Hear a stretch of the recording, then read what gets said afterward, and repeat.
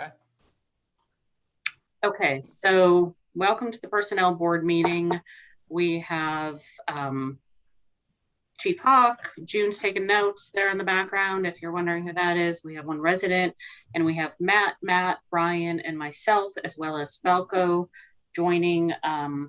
Like I said previously, before we started recording, Mark, one of our alternates, is unable to attend, as is our town liaison, Carolyn.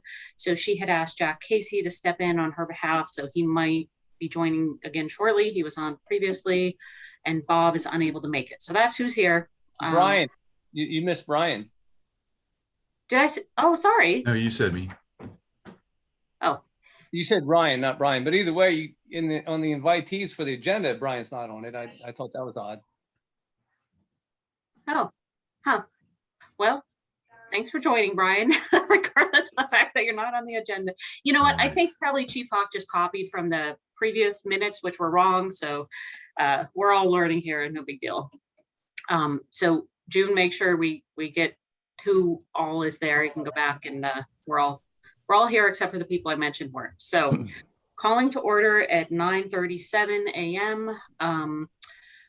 If everyone had a chance to look at the previous meeting minutes from our last call on December 15th, do we have any motions to approve those minutes?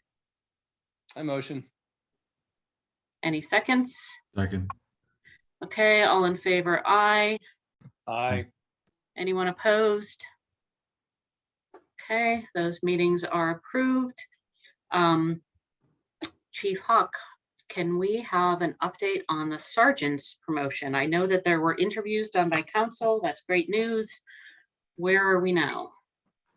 So, Amy, before we get, excuse me, before we get into that, I think you asked a question through email about the board organizing. That's right. And yes. Under the ordinance, it does say that the board should organize each year prior to January 10th. So we're a little behind that by electing a chair and a vice chair. So we probably should take care of that business. Okay. Yes. Thank you for reminding me of that. So in our ordinance 137.05 rules of procedure, personnel board shall consist of 3 qualified electors. We shall organize each year prior to January 10th by electing a chairman and a vice chairman.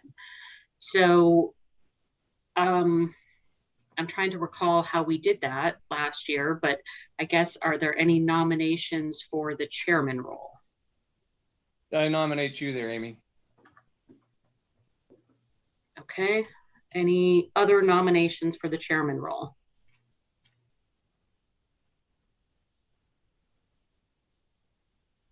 Well, I guess we'd have to second that first. Well, No, nominations don't require a second. You're good. oh, they don't. Okay. Thanks, Falco. Okay. Other nominations for the chairman role for this board?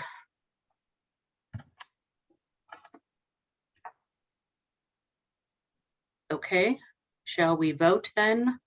I'm happy to continue serving as chairman. So all in favor, aye. Aye. I think you can vote for yourself, Amy. Can I? I was just going to ask. There's 3 of us. How does that work? You can, because it's not a paid position. Okay. Well, I second then, or vote for myself. This is so awkward. Sure. I know, by the way, as we're doing this, Carolyn did mention that there was some thoughts from council to increase the number of people on this board from, I think she said from 3 to 5, which I think probably makes sense. We are the smallest board. When I joined 3+ years ago, I was told, oh, they don't do a whole lot. It doesn't require a lot of people. That's not been my experience. So I don't know. I'm okay with increasing it. I think it makes things like this a little bit easier, spreads the work more. Our alternates have been functioning as pretty much full members without the right to vote. So that would be great to get them folded in. So anyway, just want to mention that as a possibility. Okay, so I guess that's settled. So moving to vice chairman, are there nominations for the vice chairman position?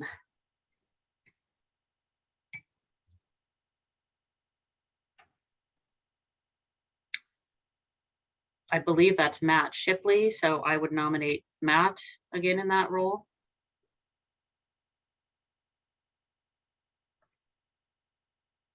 Any other suggestions or nominations for vice chairman?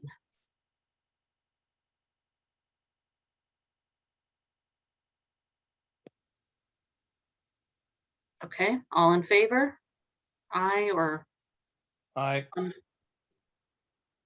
okay. All right, well, then we keep it as is, at least in, would we have to do this again, Falco, if our membership should increase or change? I was gonna say for now, but would that change if we go to 5 members or not necessarily? Not necessarily, unless they would change that portion that talks about reorganizing. So it should be good until this time next year. Okay. Okay, thanks for reminding me about that. We have gotten that out of the way. Looks like we have another, oh, Jack's coming back in and we have another caller, so. All right, so back, That's me. Sorry. I Sorry. dialed in with my cell phone too. Sorry about that. oh, okay, no worries. I was just gonna, okay. What happened? I think somehow you disconnected. It just wouldn't let me in. It just disconnected and it just said waiting for the host, and I waited and waited. And so then I dialed in with my cell phone. I'm sorry. I'm being disruptive. No, no worries. No problem. So we have accomplished, Jack, since you were gone, the reorganization that we were supposed to have done by January 10th. So we're a little bit truant on that, but electing the chairman, vice chairman, and now we are moving to, sorry, I'm trying to find my agenda here on my other screen. And who did you pick? We kept things as they were. So I am the chairman, Matt Shipley is the vice chairman. Thank you. Sure. All right, moving right along.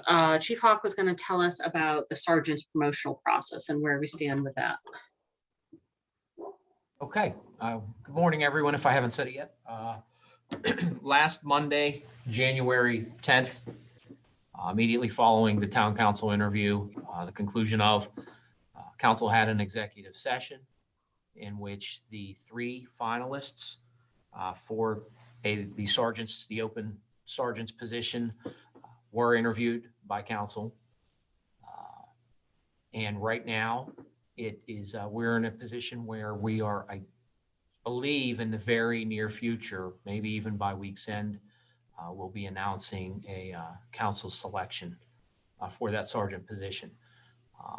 Right now I'm in discussions with the town manager on when that candidate will be sworn in. It could be Monday evening. The town manager is also considering maybe the first council meeting of February, which I believe is Valentine's Day, the 14th. So with any luck, we will have a new sergeant on the road in charge of a platoon, probably by mid to late February would be my goal, based on the department's scheduling and such and how that works. They may be sworn in much sooner, but I would say mid to late February, we'll actually have a new sergeant on the road and running a platoon. So we have selected, but we are not yet announcing is what it sounds like. That's my assessment, Amy. Yes. Okay. I believe Bob had to share the notes with one of the council members who weren't able to be present for the interviews. Got it. Okay, well, that's good news. And is that typically announced at a council meeting? You were talking about the swearing in, but I'm curious to know when the announcement will be made. Are those 2 simultaneous? So the way I believe it'll happen is the town manager will put it on the agenda for a council meeting. If he does that in the next couple of days, maybe by Friday for Monday, it could happen Monday. And at any point, whichever meeting they decide to do it at, it would go on the agenda. And my understanding, and please, if I'm wrong and anyone else knows, let me know, there would have to be a motion at the council meeting to make the promotion, the second and such. And once that's official, I believe that there is, Dr. Rapa is our new public safety chair. She will probably give them an oath, and then it will be finalized at a council meeting. Okay, thanks. That's good news. Glad to see we're making progress there. So I also sent out, I'm not going to sidetrack us, but an org chart, which Denise provided us. So it shows there's quite a few vacancies. Sergeant was one of them, as Sergeant Eitri retired, I don't know, a long time ago, feels like. So that will be filled. There's several patrol officer vacancies, which we'll talk about later. There's a lieutenant vacancy that resulted by Chief Hawk's promotion to chief. And then there's assistant chief of police vacancy. So we can talk more, probably not today, because we have so much to accomplish today with regards to the nailing down the ordinance for selection of new officers. But I think it is useful for this board to have the org chart and to be aware of the structure and to weigh in on perhaps maybe future roles that need to be filled beyond just the sergeant roles. So one thing at a time. Got the sergeant role filled almost. We'll go to patrol officers, and then we can perhaps focus on some of those other vacancies. And Amy, if I might add quickly, that list that we've established for the sergeant candidates, obviously it'll be up to council and the town manager, I'm sure, but by the year's end, we may need another one. We have a sergeant we anticipate. The K-9 sergeant will likely retire by the end of the year. So we may have to use that list again. Okay. Yeah, I guess you had mentioned that a while back, that he was not far away from making that decision. So, okay, that's good to know. All right, so number 2 accomplished. So new police officer exam and selection criteria details.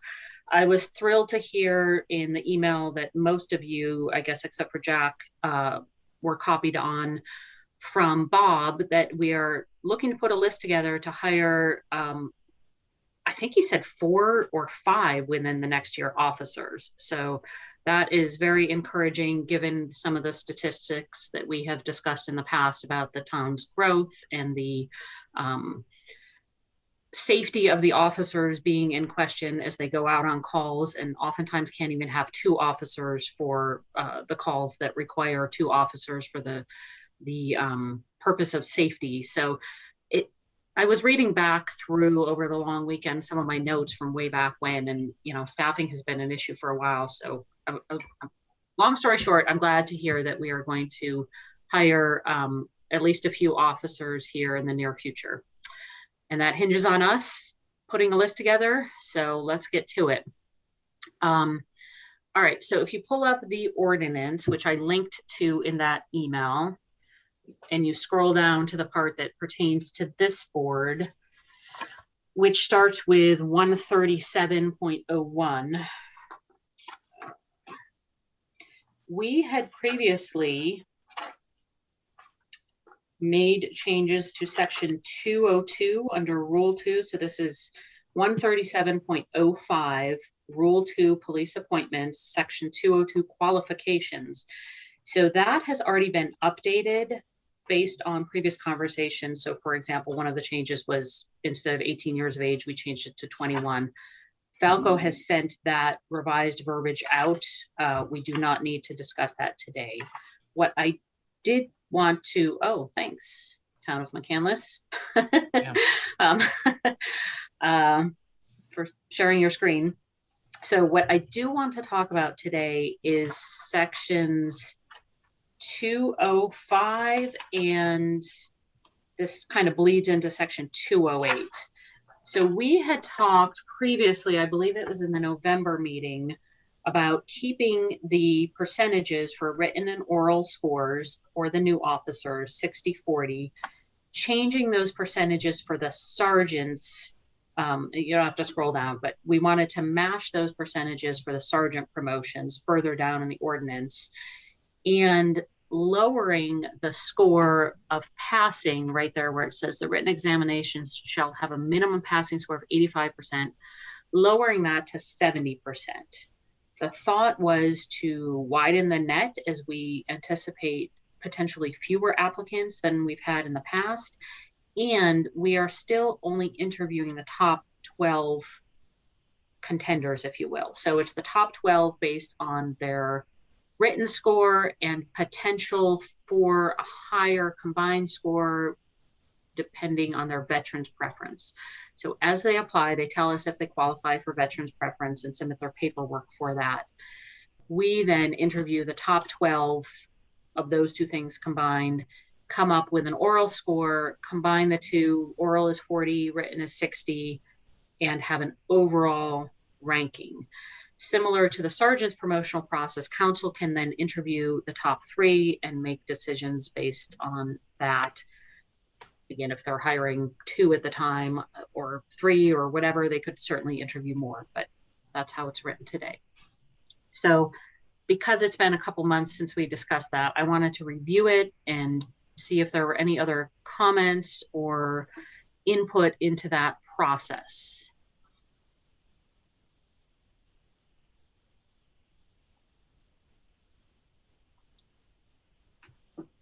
So my only question was, we were talking about changing the ratio between the written and the oral, I thought, for the incomings.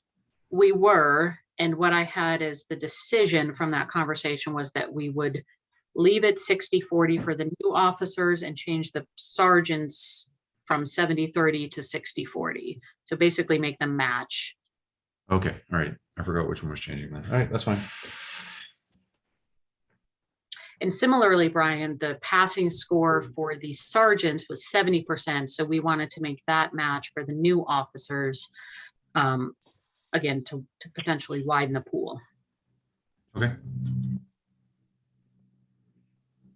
The only question I had, Amy, usually veterans preference is considered after the written and the oral are combined, and then that's added, if I'm not mistaken. So I don't know if we would have to write something in to say that we're going to consider it after the written. I mean, it doesn't sound like we're adding the points. We're just bumping them up to get an interview, or I guess I'm unclear on that. Yeah, so I'm trying to see this. This is very small. It is considered that way in terms of the score, Matt, you're correct. But I think when you go, Yeah, and the words are, to the composite score shall be added 10 points to anyone properly entitled to veterans preference points. correct, but look at the last sentence on that page 31. So we're going to interview the top 12 applicants who have obtained the passing score of, this would be revised to say 70% or greater on the written examination, and any person possessing a veteran's preference right who has achieved a passing score and who may place in the top 12 after we add that 10 to their final score. So we're not excluding them from the oral interview. So we may end up interviewing more than a dozen based on this, because we have to look at the math and see if they could potentially be in that top 12 with the veteran's preference. But that's kind of measuring an unknown, because you don't know what their oral score would have been to, and then adding the 10 if that would put them in. I don't know if more of a blanket, if you're in the top, I don't know, 25 or 30 and you're a veteran, then you would also get an interview, even though if you're not in the top 12, to make it less of a guess whether they would make that. That's my thought. Or we could just say, we're going to assume they get the lowest possible score on the oral process, and which is passing, which is 70%. We're going to do the math. If they got a 70% on the oral and whatever on the written, could they potentially be in that top dozen? Yeah, that would be fair. I think that would be a good way to do it. Yeah, it's not, you're right, though. It's not very explicitly written, but that's kind of how I would. Yeah, I think that's the interpretation.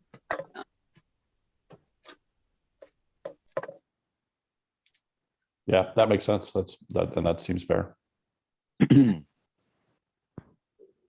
If that's how you're going to apply it, then we probably should change that section 205 to reflect that. So how would you interpret section 205 then, Falco? Right now, the way I interpret that is that they make the passing score on the written examination. Let's say they get out of 100, they get 72. let's just say. So they have 72% or 72, then you add their veterans preference points to that. That would be plus 10, that gets them to 82. If that 82 puts them in the top 12, be interviewed, then at that point, they're interviewed, they're administered the oral exam, and then you go from there. You apply the composite oral exam score with them being in the top 12 written boards to be interviewed. Well, either way, this language in 205 needs to be more clear.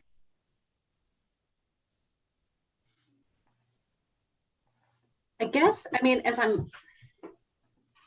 yeah, that's an interesting, I guess we could do it that way. I mean, like I said, we're potentially interviewing more than a dozen people either way, but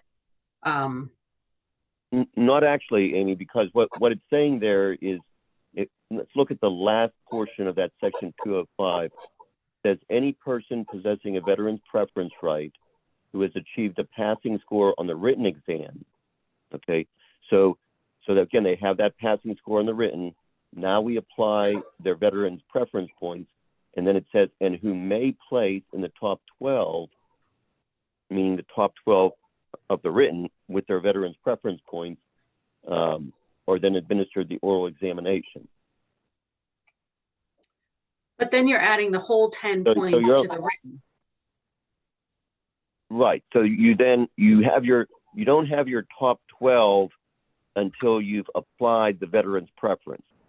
Once you apply the veterans preference points, now you see where they fit in the top 12. If they now are in the top 12, you're still only interviewing the top 12. They're just now in there because of their veterans preference point. But mathematically, you would put, if they got a 72, you'd bump them up to an 82. You'd put that whole 10 points, even though the written portion is only 60%, you wouldn't add, say, 6 points of their veterans preference score. You would add the whole 10. Correct. That's the way that section 205 is written currently. Okay. That is a little unclear. So do we need to update this section, do you think, Falco, or do we just proceed as, I mean, I think that gives them the benefits. I definitely agree that it's rather difficult in application. So the more clear we can make it, the better. To capture what the intent of the board is right now. Okay. Amy, this is Jack.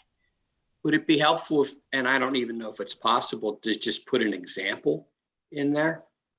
Yeah, in fact, Jack, they have that for the sergeant's exam when they're combining the two.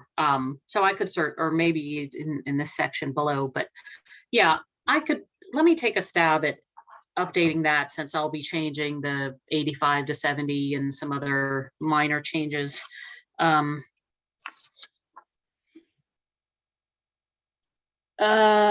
then Falco, you can certainly look at that and see if you think it's more clear, being our legal counsel. Let me ask again, though, what is the intent? Let's walk through that again. How do we want this to work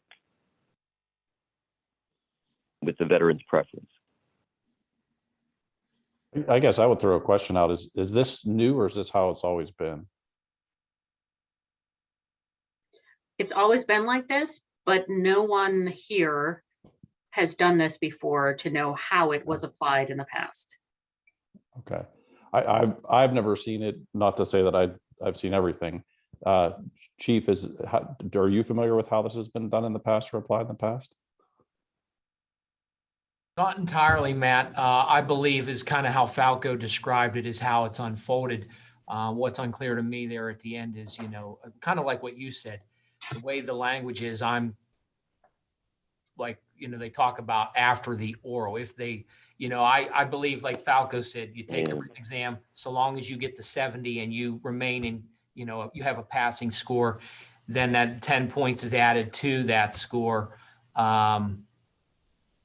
And then I guess, I'm assuming here though, is that score then, Falco, maybe you know this, it's, then you get your oral score and then you aggregate the two numbers, and they had that 10 veterans points put in after the written? That it's aggregated with the oral? Yeah, again, I agree with what both you are saying, Chief, and what Amy's saying, that the clause after the oral exam at the very end of that sentence does create confusion in terms of when then is it applied. The much cleaner way is the way I described, because you don't know what the oral exam results are going to be at that point. So as Amy was saying earlier, do you assume they get the minimum? But again, is that fair to them?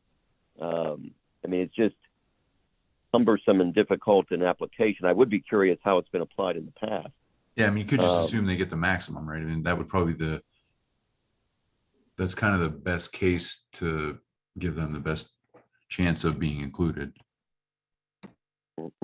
Right.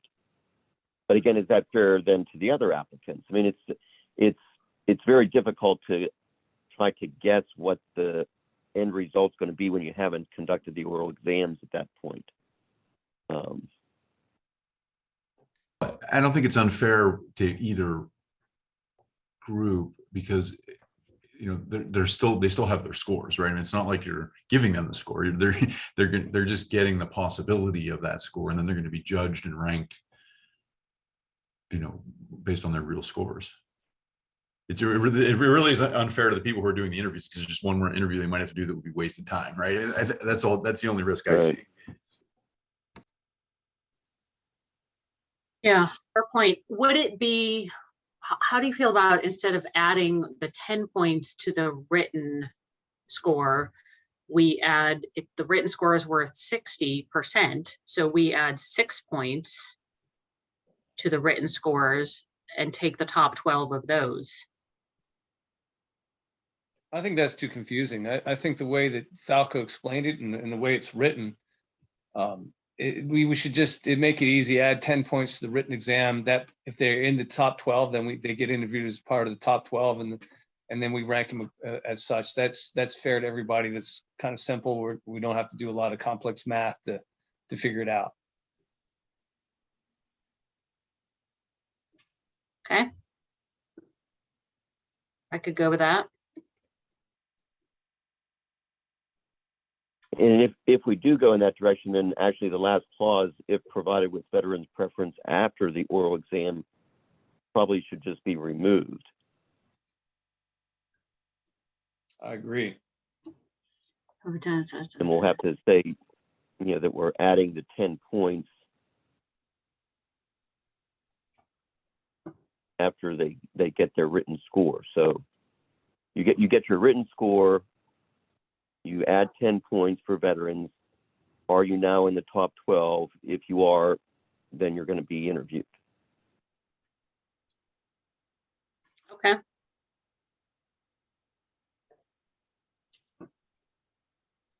Other comments?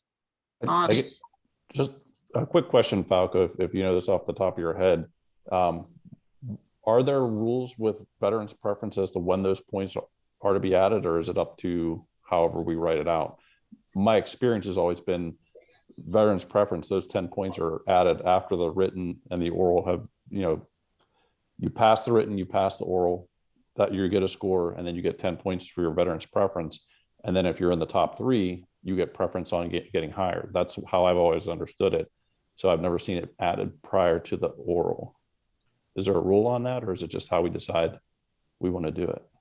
I can take a further look at it. My understanding is that it would be, as long as it's applied as part of the initial hiring process for the entry-level position. That definitely, what you just described, definitely is an acceptable way of handling it as well. So how we're doing it here, under that scenario, then we are just looking at the the written score without anything being considered. So do they hit the what's going to become the minimum score of 70%? As long as they do, then they're going to be administered the oral examination. So what this is saying is if they get a 70%, then they get the 10 points for veterans preference. And then they have the oral, those scores are combined, but veterans preference isn't added again. It's just that first time during the written. Yeah, I mean, it's so, boy, this is definitely somewhat cumbersome. So they take the written exam, they get the passing score. The board is only going to administer the oral exam to the highest 12 applicants. So the question then is, with the written score alone, are they part of the top 12? And if you eliminate them at that point, then you've never taken into account their veterans preference. So you would, going back, I think, to what we discussed earlier, so you would have to almost give them the maximum oral score, assume they're going to get that. Does that combination put them in the top 12? And if it does, then they're interviewed. I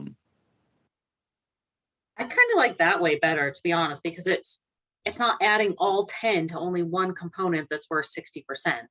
Then we're saying, okay, Right. let's say they get 100, the maximum score on the oral, would they then be in that top 12? Because it feels almost like too much of an advantage to give them all 10 of the points early on. We might be bumping out other candidates that didn't have that veterans preference because we're giving them that 10 at the second stage of the process versus the last stage of the process. And could a veteran then say, if we had done it that way, Amy, you gave me 10 points towards that 60%, so I didn't get the full credit, the full 10 points ultimately, because that was aggregated with my oral. Was it really 10 points? Well, we would, yeah. I think that determines who we interview. We still go back to, if they got a 72 on the written and a 80 on the oral, we still average that up in the end and give them the 10 points. So they still get their 10 points in the end. That calculation to me just says who are the top 12 to interview for the oral exam. So that gives us our dozen interviewees, if you will. Right. But it's not, I think it is in addition to the 12 though, too, right? It's not instead of the lowest person on the list of 12. No, I think No, it's still, yeah. We still interview 12 people. We just have to determine who those 12 are. And that calculation, if we assume they get the maximum on the oral and they have their veterans preference points, we then do the scores to determine who gets the oral interview, which 12 people get the oral interviews. Well, but it says and, Well, right? It definitely hold on. says and. Yeah. I was just going to say that too.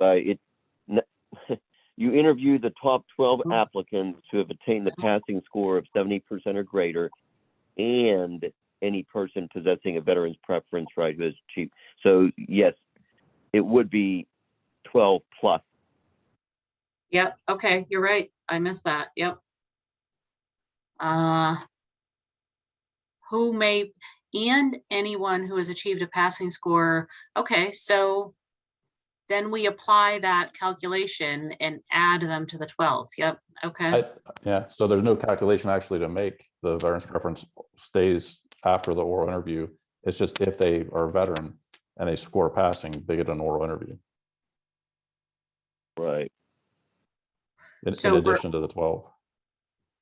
And some of the top 12, by the way, could be veterans. Yeah, So definitely. we're taking the top 12 written scores. Okay, let me write this down. So top 12 written exam scores plus anyone who has veterans preference Passes the written. and passes a written. Okay. And you have to, there has to be some, like, it's almost like a playoff calculation, like who made the playoffs, assuming that all the 12s got zeros on their written. I think I'm sorry, Brian, all the 12s got zeros on their oral, and Yeah. the veteran got 100, right? I mean, that's kind of what you do. I And think add 10. I don't think, Brian, I think what you said before clarified it really well, but with that and in there, you're either in the top 12 or you're not in the top 12 and you're a veteran and you get an interview. There's no tabulations to do. I think you clarified it with finding that and pointing it out. Yeah, Well, I mean, there is, but then there's also an and. It's who may place in the top 12 if provided with veterans preference after the oral examination. I mean, it might be trivial because if you get a 0, assuming the worst case that all the 12 get zeros on the oral and the veteran who would have been outside of the 12 on the first round got 100, there's almost no way to not get in, I think, but you probably still have to do the calculation just to be compliant. yeah. I think the second two requirements are going to be the same thing. I mean, you can do all the tabulations in the world to put them in the top 12, but if they're a veteran, they're already getting an interview. So it doesn't matter if they're in the top 12. You're just potentially pushing somebody out of the top 12 that isn't a veteran. Well, I think we agree that's not happening, right? So, but So I mean, really- I guess you might be right. There might not be a numerical way for them to get a passing score. And I mean, I can do a quick calculation after this, but I mean, I don't think we have conceptually, Matt, I think this language is consistent with your understanding of how the thing works. And we're Yeah, just trying to understand, like, how do we implement it, right? Yeah, I agree. I think realistically, that third and could probably be struck and it would still be saying the same thing. Yeah. I don't know. I wouldn't be surprised if that was the case, but I can do a quick calculation and I could just take that as an action after this. yeah, because there's not that much room between 70 and 100, right? So we're giving anyone who isn't a veteran 100 as a hypothetical, and anyone who is, no, A 0. the veteran. Yeah, Yeah. the veteran gets 100 and everybody else gets a 0, basically. Yeah, and I agree, but let me just, it'll take me 10 minutes, but I can't talk and calculate it. Yeah. Okay, so this is really helpful. Wow, this is shows you how important language is, right? So I think we're all on the same page. We interview the top 12 written scorers, veteran or not, and we interview those who have veterans preference and has gotten a passing score, which is 70. And then we'll see about that last part, according to Brian's math. So then the question, I guess, for this group, understanding that differently than what I previously had understood, is we're opening ourselves up to more interviews than 12 by lowering the score, the passing score, from 85 to 70. You guys okay with that? I mean, we might have 20 or 25 interviews, but if everyone's okay with that, it's Well, wait a second, Amy. First of all, I think that the language needs to be clear. It's not that they have veterans preference, it's that they're a veteran, because if they are a veteran, they get that preference. So just like Matt said, is that the top 12 we interview, and if there's somebody who's not in the top 12 who has a passing score that is a veteran, we interview them as well. I don't see 25 people coming out of that. probably not. I'm just saying hypothetically, we get 100 applicants, which is generous. I don't think we'll get that many, but we could have more. We could have more than 12. Yes, possibly more than 12. I doubt we're going to have 25. Yeah. Okay.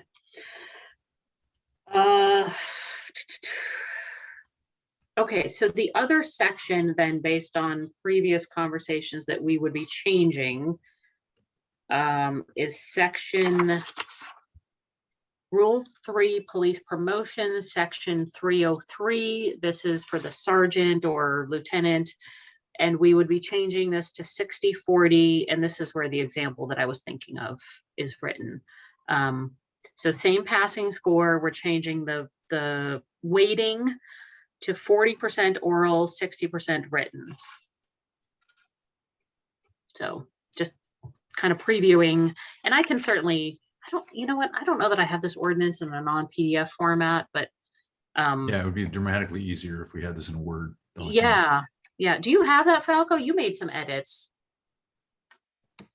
I'll double check. I'm not sure if I have the whole ordinance in Word, but if I do, I'll Oh, I forward it to you. think I transcribed it actually, come to think of it. Oh, okay. Well, if you have that, That was pretty labor intensive, but I live to serve. well, if you don't mind sending that to Brian, that would be a lot easier than to try to mark. I don't have that special Hang on, hang Adobe on. software to mark up a PDF. Yeah, I don't either. I just typed it.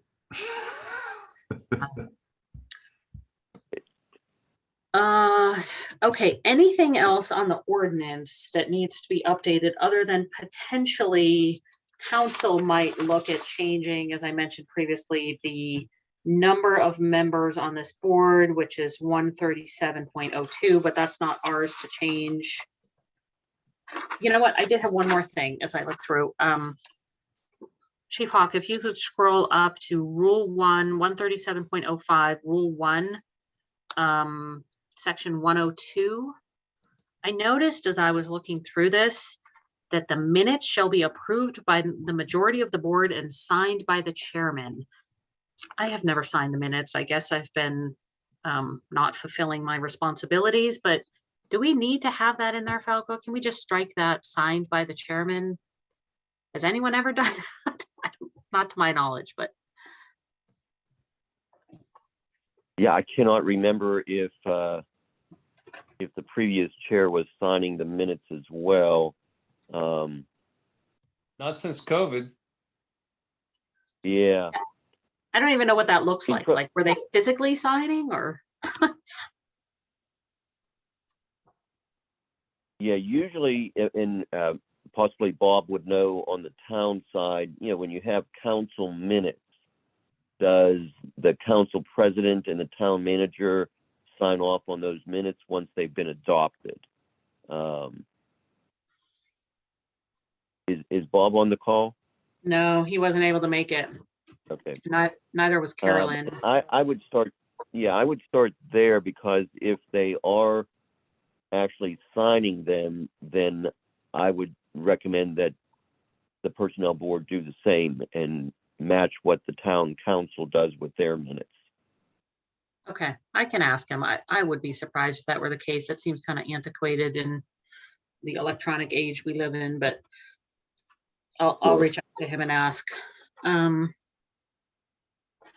Okay, any other updates to the code, Article 137, 139, or otherwise that any of you wanted to propose?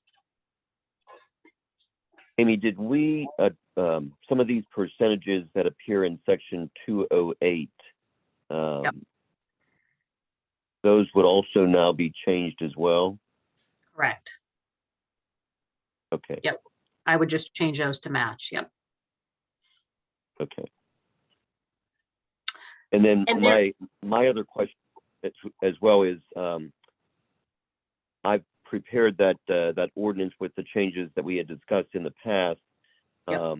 It may make better sense for us to incorporate these changes that we're discussing today with that ordinance, so that we're submitting one ordinance with all changes back over to the town council, rather than submitting multiple documents to them. Completely agreed. So my thought, Falco, if you're willing, was that I would mark this up with the new changes and you could put it with the previous changes. So just to review the previous changes we have today, and Falco sent that out, but let me just pull it up. There were two items changed. First was section 202, which is the qualifications, which we already talked about. And then the second is relevant to Act 57, which applies to the background check procedure, which is later on in section 203. So Falco had already updated all that verbiage for Act 57. That is everything the chief and his staff have to do related to background checks and MPO, ETC, and all the stuff that thankfully we don't have to worry too much about, but he does. Right. Yeah, no, Sorry, that'd be fine. I can incorporate all the changes together. That'd be great. And I just had transcribed 208 and 303. So sorry, I don't have those other sections. In a Word Okay. document. I may be able to. Yeah, I'll see what I can do. Yeah, and I think these are actually scans of a paper document, not a Word document that was transformed into a PDF. So I don't know if it's even possible to get a Word version, because if they would have, it might not exist basically. Yeah. Yep. Okay. Good. Well, I'm glad we've come to some agreements there. I was going to say that we could send it out for review via email just for everyone to have eyes on it, but I think that might violate the Sunshine Act because then that wouldn't be open to public comment. So if you guys are okay with the changes we discussed, Falco and I can just put them together and send them to council instead of having everyone respond. Or maybe if I send it out and you respond just to me, would that work, Falco?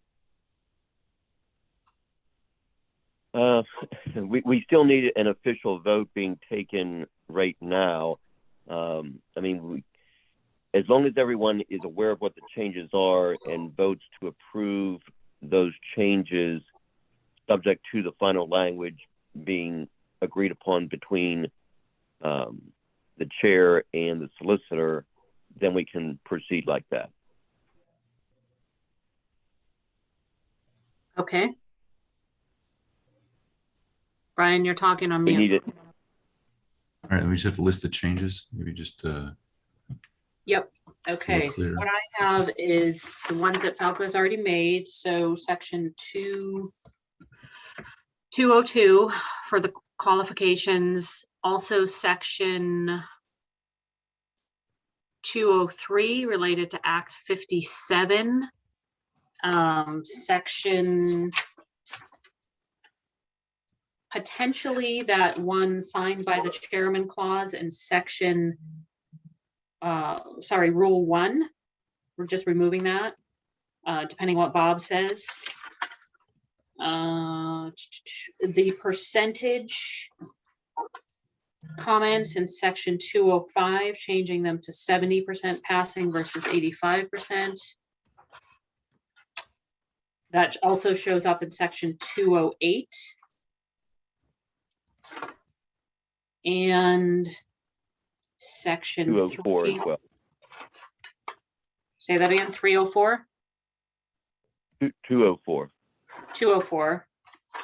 Yeah. Oh, 204 and 205. Yep, you're right.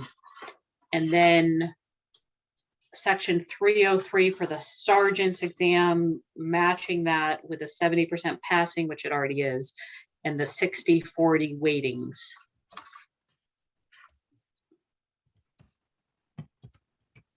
So as not to have to wait another month, is there a motion to approve those changes in whatever language Falco and I come up with that works legally?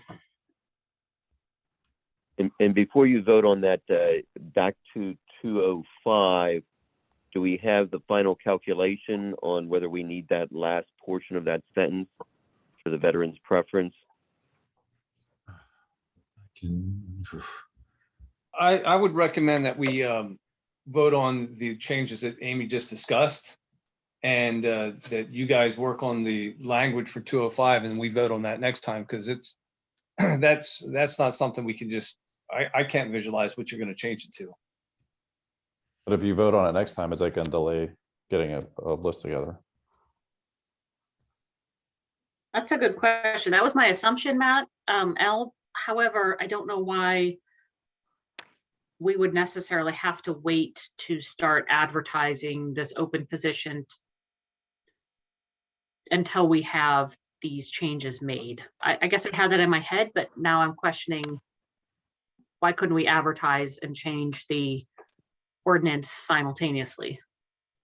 Yeah, I mean, this one is a change that either we don't change it because it matters, or we do change it because it doesn't matter. And if we change it and it doesn't matter, that doesn't introduce any procedural or legal liability for the town, I don't think. So I think we can proceed without, like Matt Chip was saying, I don't think we have to do that now. But again, Falco, please weigh in on that. Yeah, I think we ran, unfortunately, into similar issues with the sergeant exam. We had started the discussion about changing some of the percentages, but the position had already been advertised. People had applied. Yeah, but assuming sorry to interrupt, but change the percentage would actually change how the weighting happens. This is, I mean, fundamentally what I'm calculating is, does it not matter? And as a result, will it be okay for us to remove it, or it does matter and we shouldn't remove it, right? I mean, I think the problem, Brian, is anybody that wants to make an argument that it was changed in the middle of the process is going to have an argument and is going to be able to bring that. If we change it, Yeah. Sorry, Falco, go ahead. No. I agree with what you're saying. I'm sorry to interrupt. No, you're fine. okay. Well, But they but wouldn't win. I mean, they could sue us, but they wouldn't win. Yeah, but well, I'm thinking in the advertisement, so the first step, Denise had this all very nicely laid out in all these steps. And the first step is to advertise a position for, I want to say like 60 days or something. So we don't have to say in the advertisement what percentage their written test. I mean, I No, don't. we're going to change the percentages. That's the point. We're changing the things that matter, and we're deferring something that really doesn't matter. Yeah. Agreed, but I don't even think we have to get the town council to vote on the percentages before we advertise, because to my recollection, that's not part of the advertisement for the role, is the sausage making of how we determine the 60-40 and or 70-30 or what, you know. I don't think that's part of what we need to publicize before we tell people that this role is open. Yeah, I don't think it's in the advertisement, but if I'm an interested applicant, I can always access the current ordinance that's online and see what's in place and then base my decision off of that current ordinance. And then it's partway into the process, it's changed. That's again where I think the problem came in last time. Now, saying that to say we don't have the same concerns with issues being raised by the union per se, because it's promotional positions. Those are already existing officers that are part of the union.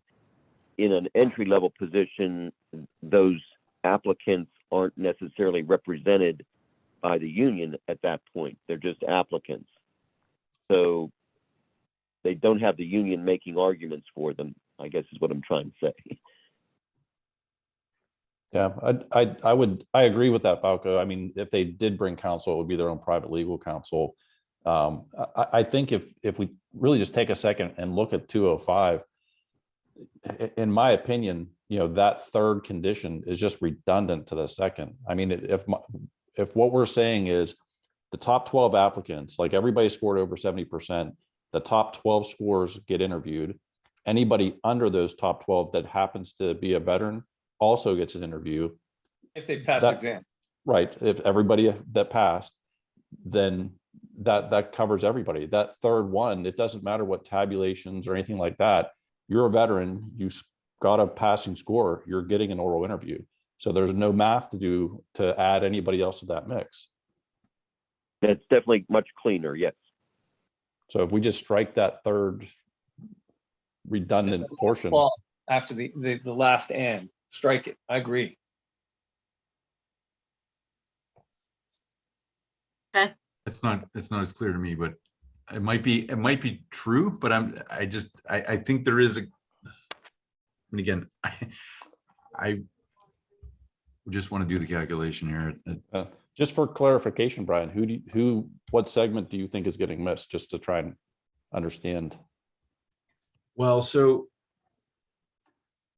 it's in there now, and the reason it's in there is there's the possibility of having somebody who would not place in the top 12 if provided the preference after the oral examination. And again, the only risk is you're just interviewing somebody who wouldn't ever make it in the final but they would never get an oral exam unless they got 70% or better on the written. So if we're interviewing every veteran that got over 70%, then everybody's covered. We're not cutting anybody out. It's just redundant.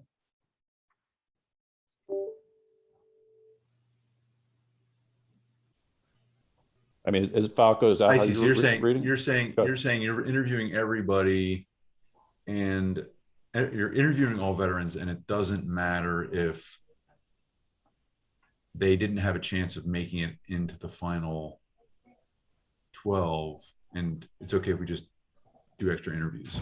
Yeah, that's, I mean, that's a valid perspective. I've been hearing a lot about council people preferring not to spend so much time doing council stuff. So, I mean, I guess this is our time first and foremost. And I value my time too. So I have to say, I'm not super interested in doing interviews that I wouldn't necessarily have to do, although I'm willing to do interviews that I would, that are necessary. I mean, the one thing I can speak to is an interview for an initial applicant is shorter than a promotional interview. So you're not as much time on each interview. Yeah, I think we're looking at, I think we had hour-long slots for the sergeants. We're looking at like 30-minute slots probably for the, If that long. but still, that's, at This least is 6 70. hours. Keep in mind, folks, too, that the way other agencies in the area, it's been playing out the process. Current state of policing and such, we probably would be lucky to get, we might get 12 or 15 people taking the test total. Exactly. Yeah, which is why I think we're lowering the passing score to see how that plays out. But All right, so hang on. I'm just, I'm doing this literally right now since you guys are so adamant about it. But I think it's not going to matter. I think you're right. So hang on.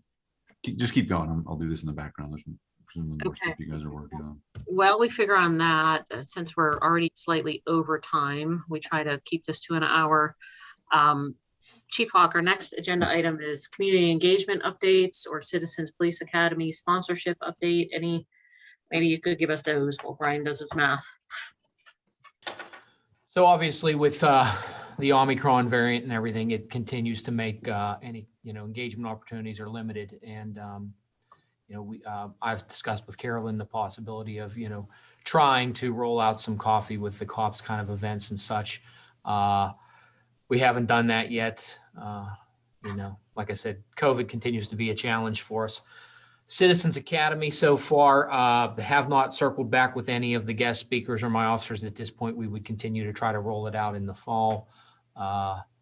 We've discussed the possibility of maybe moving it around, but we kind of hated to hit the guest speakers and everybody back to back after we just completed the last one a couple months ago. To turn around and do it in the spring, even though moving it to the spring might make sense. At this point, we haven't committed to that. Trying to think. Also, I have Lieutenant Basil exploring an Explorer program that I believe is at West Deer and Hampton are beginning to roll out. And we may ask the community if there's any interest in that for the youth.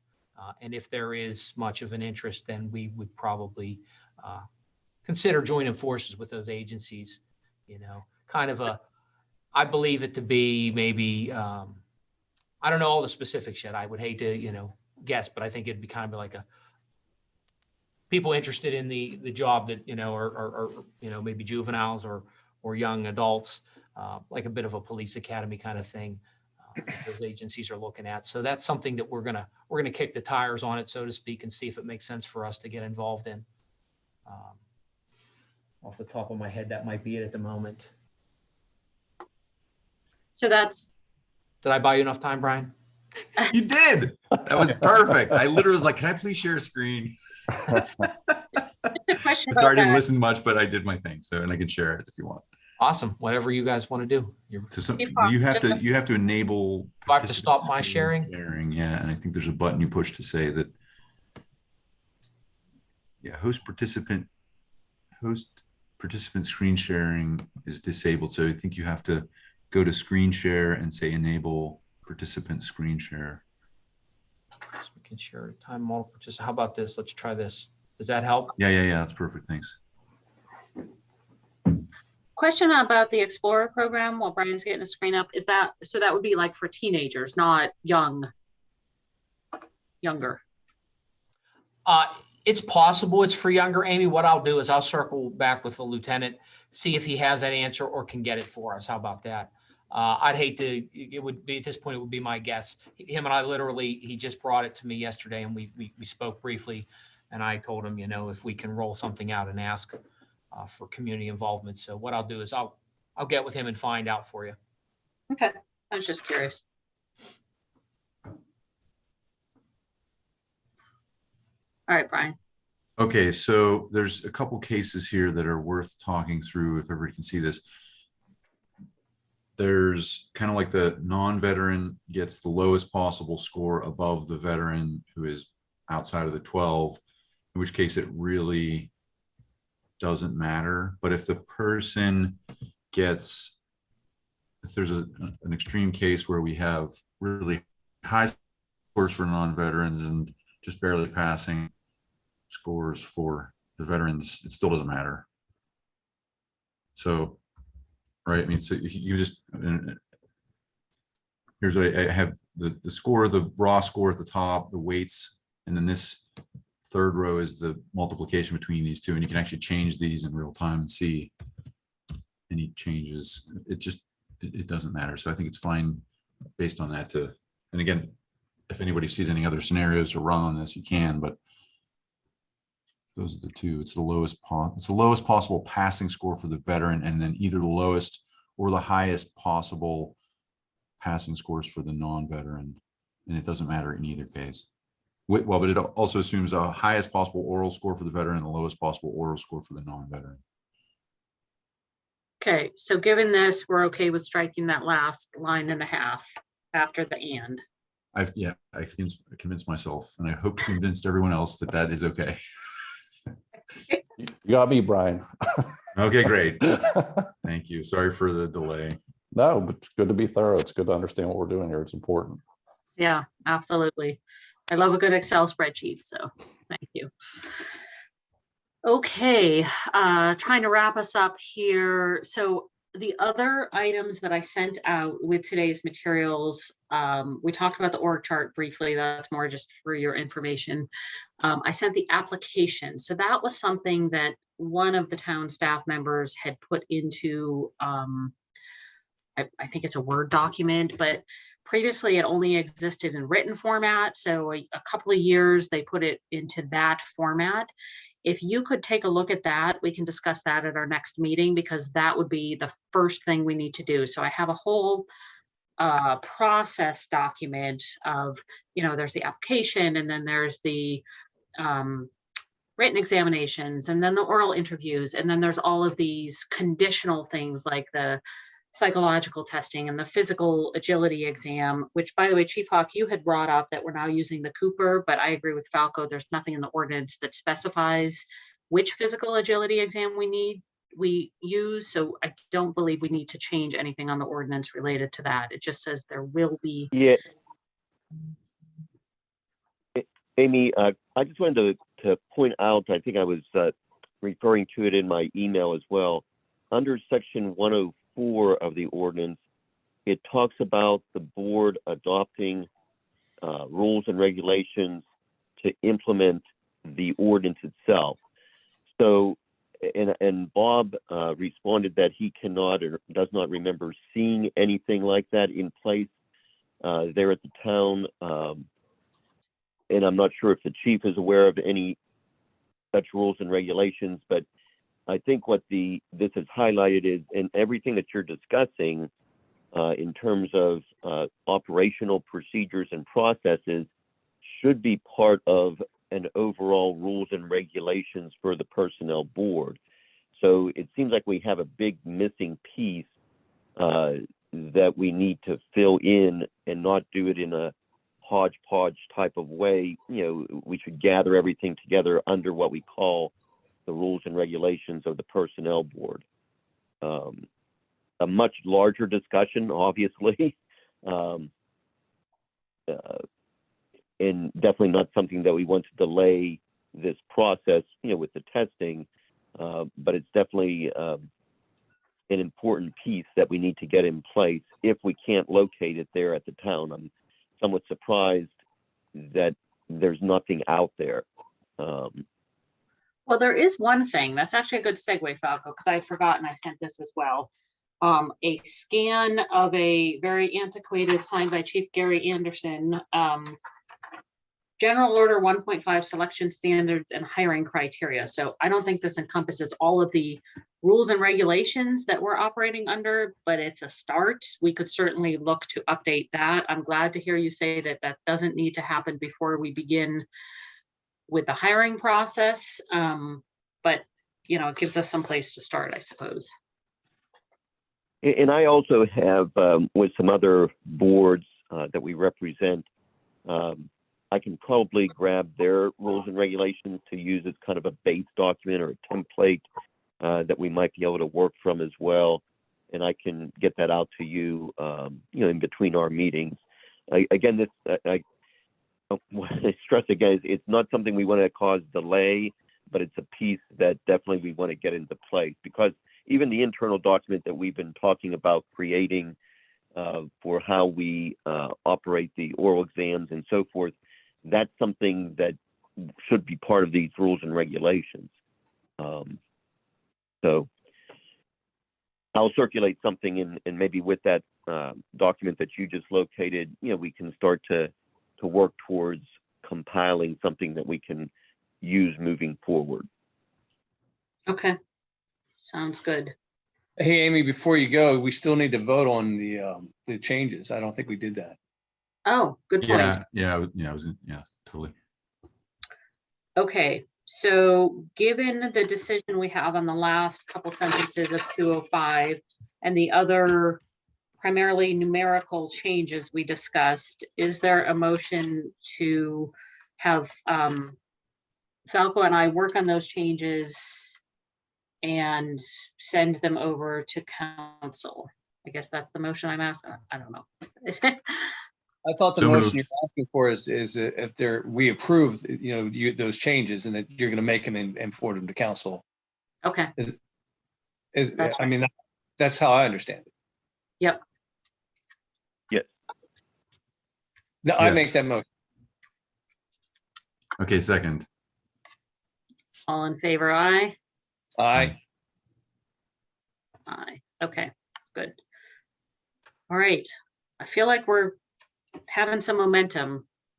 Lots of good discussion.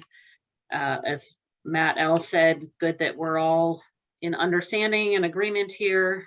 So worth the time. So before next meeting, take a look at the application. That will be our first. I thought we could kind of walk through the procedural part of how we hire someone step by step. So the application is the first step. We need to look at it, make any changes if we want to make changes. That would be the first thing once we get approval to hire. Well, that's a good question. Do you know, Ryan, do we need the council to actually approve us posting the role, or has that already been done, or is that not necessary?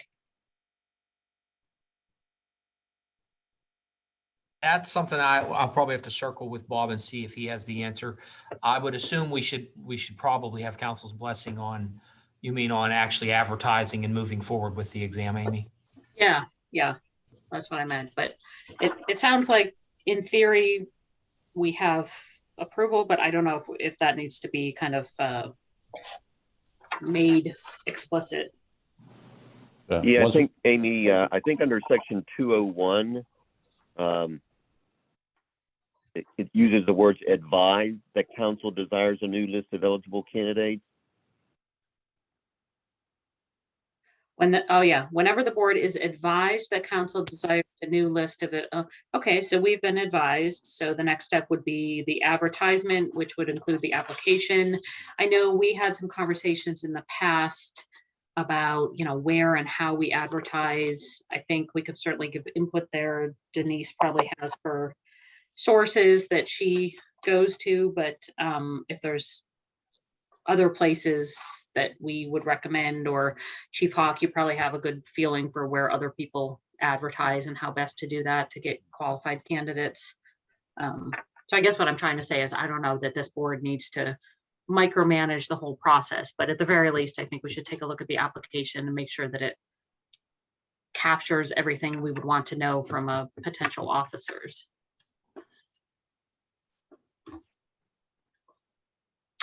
Okay, I think we are to the last item, other business and public comments. So any other business?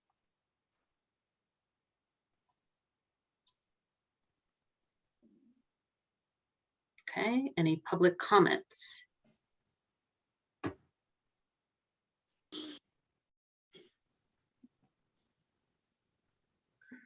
All right, do we have a motion to adjourn? Yes, I motion to adjourn. A second? Okay, all in favor, aye. Aye. All right, thank you everyone for your time. Our next meeting, just before you go, so we're second Wednesday of the month, I think. No, third Wednesday of the month. So we would be February 16th would be our next meeting. So make sure you have that on your calendars.